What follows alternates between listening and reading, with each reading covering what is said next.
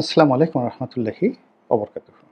সম্মানিত দর্শক, সমকামীদের যে দৌরাত্ম্য একটি সমাজ, দেশকাল, রাষ্ট্রকে কতটা খোদাই গজবের আওতায় নিয়ে আসে সেটি আমরা পবিত্র কালামে পাকে কওমে লূতের জমানাতে দেখি। অর্থাৎ হজরত লূত আলাইহিস সালাম যখন ধর্মপ্রচারে ব্যস্ত ছিলেন তখন ওই সমাজের সবচেয়ে বড় ব্যাধি ছিল সমকামিতা। পুরুষেরা পুরুষদের সঙ্গে সঙ্গম করত এবং নারীদেরকে তারা কোনো অবস্থাতেই তাদের জীবনসঙ্গী তারা বানাত না। কেবলই মাত্র দিনের পথে যারা ছিলেন তারা ছাড়া অন্য কেউই পারিবারিক জীবনযাপন করতেন না। মহান আল্লাহ রাব্বুল আলামিন মানব চরিত্রের মধ্যে যে সকল মন্দ দিক রয়েছে, সেই মন্দ দিকগুলোর মধ্যে এই সমকামিতার যে রোগটি, এটি একটি মানসিক রোগ। এই রোগটিকে আল্লাহ রাব্বুল আলামিন সবচেয়ে বেশি ঘৃণা করেন এবং মানুষের কোনো অভ্যাসের কারণে কখনো কোনো একটা জমিনকে উল্টে দিয়েছেন, একটি সম্প্রদায়কে পুরো মাটির সঙ্গে মিশিয়ে দিয়েছেন। এরকম কোনো নজির এই সমকামিতা ছাড়া অন্য কোনো ক্ষেত্রে দেখা যায় না। মানুষ পাগলামো করে, খুন করে, ধর্ষণ করে, রাহাজানি করে, চুরি করে, ডাকাতি করে, কিন্তু এই সকল কর্মের কারণে পুরো একটি জনপদকে আল্লাহ কখনো ধ্বংস করেননি। কিন্তু সমকামিতা যে সমাজে স্থায়ী রূপ লাভ করেছে সেই সমাজটি সম্পূর্ণভাবে ধ্বংস হয়ে গেছে এবং তারই একটা জাজল্যমান দৃষ্টান্ত হলো কওমে লূতের জমানা।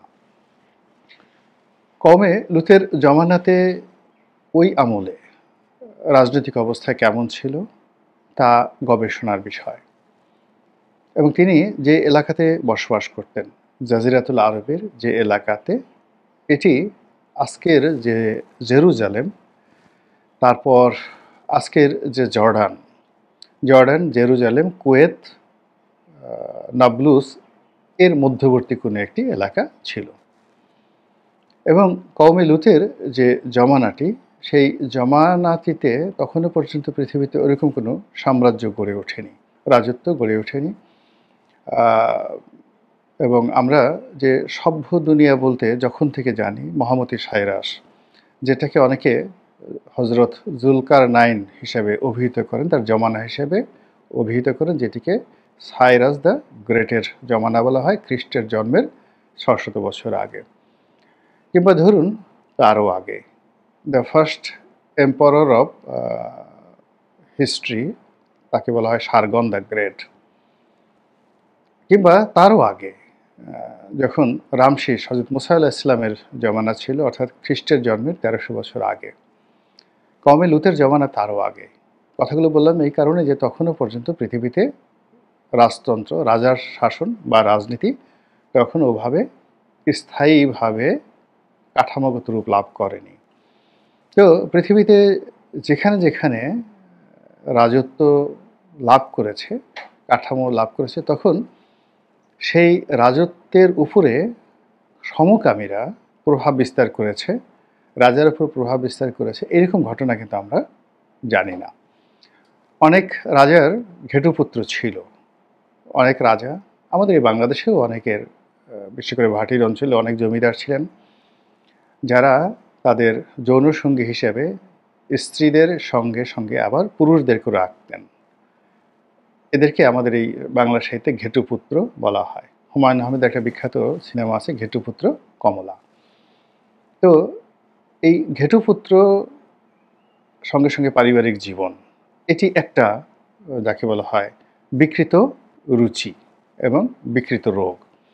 কিন্তু পুরো নারী সঙ্গকে ত্যাগ করে পুরুষের সঙ্গ পুরুষ পছন্দ করছে, এটা কওমে লূতের জমানাতেই সবচেয়ে বেশি হয়েছিল। কিন্তু ইদানিং যে পরিসংখ্যান, সারা পৃথিবীর পরিসংখ্যান, সেই পরিসংখ্যানের মধ্যে দেখা যাচ্ছে যে শতকরা 23% লোক সারা দুনিয়াতে, আল্লাহ মাফ করুক, 23% লোক এই সমকামিতার সাথে জড়িত হয়ে পড়েছে এবং 23% অথবা 21%, 21%, 23%, আল্লাহ মাফ করুক, এটার একটা একেবারে যাকে বলা হয় ইউরোপ আমেরিকা থেকে শুরু করে বাংলাদেশ, উত্তর আফ্রিকা, দক্ষিণ আফ্রিকা সব মিলিয়ে অন অ্যাভারেজে।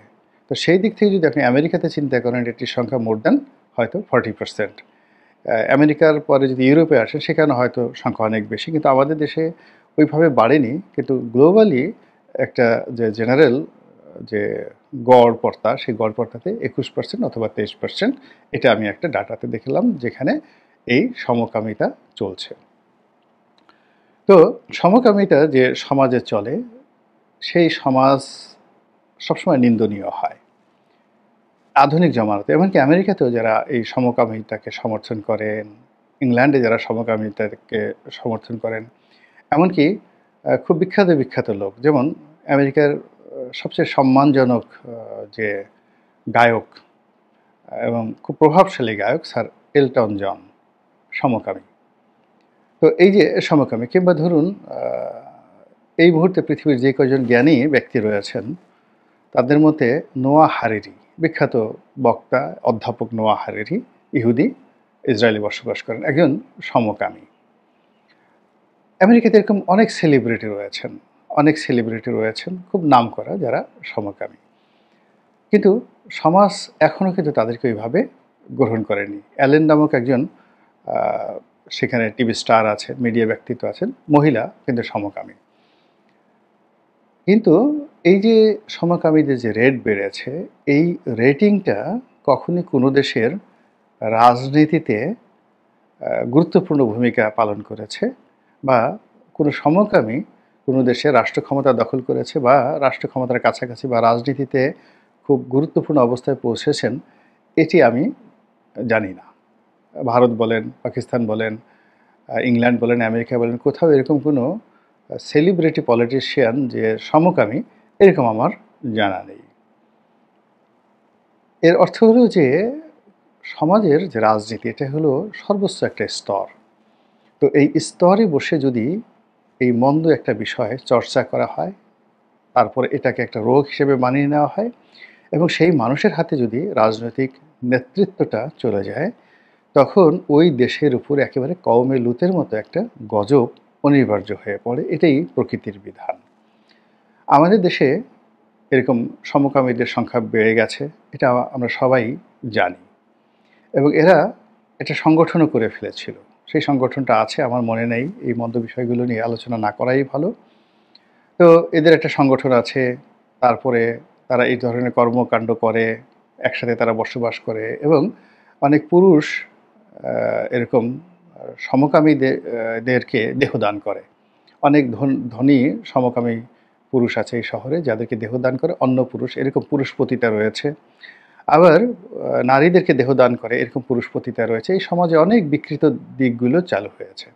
কিন্তু এত কিছুর পরেও আমাদের মূল ধারার যে রাজনৈতিক দলগুলো রয়েছে, সেখানকার নেতৃত্বের পর্যায়ে কোনো স্বীকৃত সমকামী সামনের সারিতে এসেছে, নেতৃত্বের পর্যায়ে এসেছেন, এটি আমরা কখনো শুনিনি। কিন্তু এই জমানাতে, অর্থাৎ জুলাই আগস্ট বিপ্লবের পর, বারবার শুধু রাজনীতির নেতৃত্বে সমকামীদের আধিপত্য, সমকামীদের বাড়াবাড়ি, এটি এখন স্পষ্ট।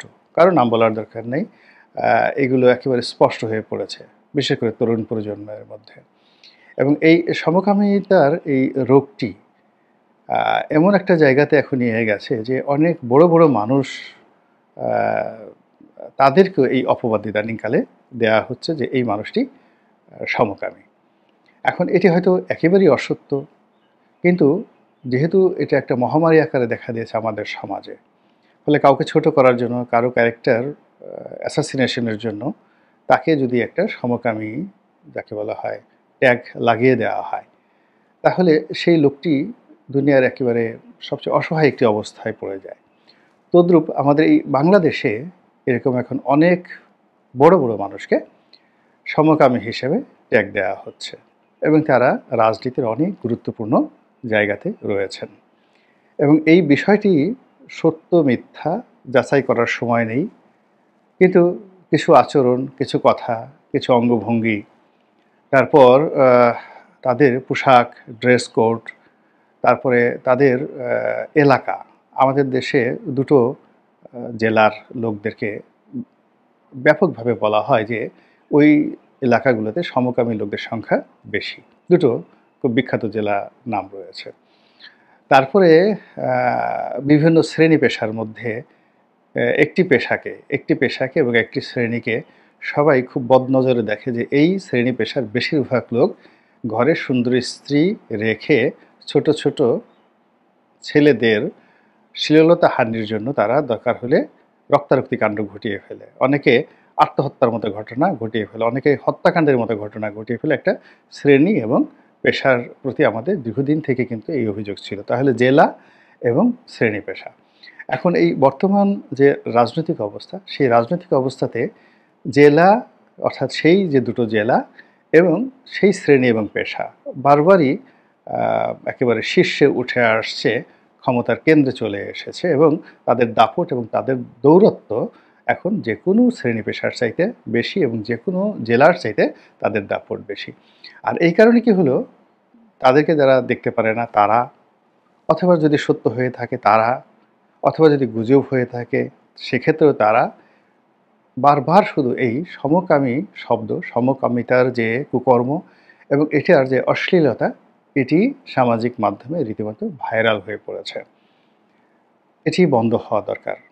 বন্ধ হওয়া দরকার এভাবে যে আমরা যেন কোনো অবস্থাতেই নিজেদের প্রতি জুলুম না করি, অন্যের প্রতি মিথ্যা আরোপ না করে।